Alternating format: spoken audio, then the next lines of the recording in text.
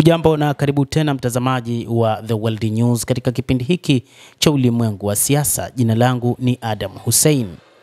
Licha ya kwamba India imekuwa ikiyumbishwa na mataifa makubwa, kwa maana kuyumbishwa na Marekani pamoja na Urusi, lakini India inasalia kuwa taifa la pili kwa ununuzi wa mafuta ya Warusi.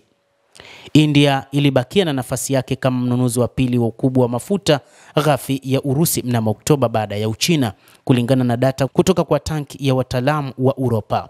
Marekani iliweka vikwazo dhidi ya Rosneft na Lukoil, wazalishaji wakubwa wa mafuta nchini Urusi, mnamo Oktoba 22 ili kuweka shinikizo kwa Moscow kumaliza mzozo wa Ukraine.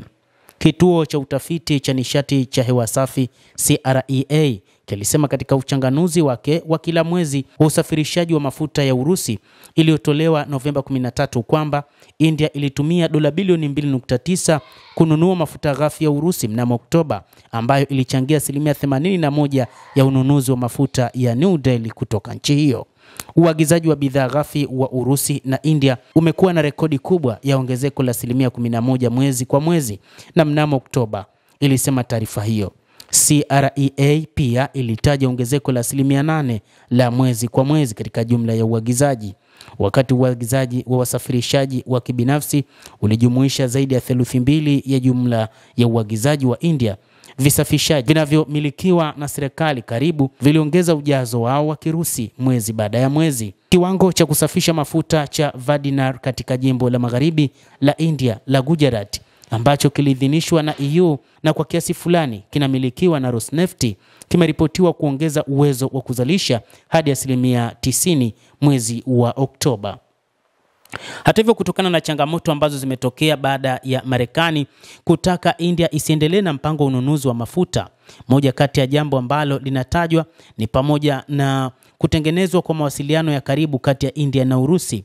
Waziri wa mambo ya kigeni Sergei Lavrov ataenda nchini India kwa ajili ya ziara, kwenda kuweka mambo sawa na kuangalia ni jinsi gani wanaweza wakaendeleza biashara hasa ya ununuzi wa mafuta pamoja na gesi, lakini pia kuangalia mambo mengine ya kidiplomasia ambayo yanahusisha mataifa hayo mawili. Rais wa Urusi pia Vladimir Putin alisema huenda atamkaribisha Waziri Mkuu Narendra Modi katika siku za hivi karibuni, ama yeye kuelekea tena huko India, na safari hiyo inapangwa wakati wowote huenda ikafanyika. Lengo ni kuhakikisha mataifa hayo wanachama wa BRICS yanakuwa katika diplomasia ya hali ya juu, tofauti na diplomasia iliyopo wakati huu kutokana na vita vinavyoendelea huko nchini Ukraine, ambapo Marekani iliweka vikwazo vingi dhidi ya Urusi, lakini pia dhidi ya mataifa yanayonunua mafuta ya Warusi. Endelea kutufuatilia na endelea kuwa nasi wakati wote. Usisahau kulike, usisahau kucomment, kadhalika na kusubscribe channel yetu hii. Mimi ni Adam Hussein.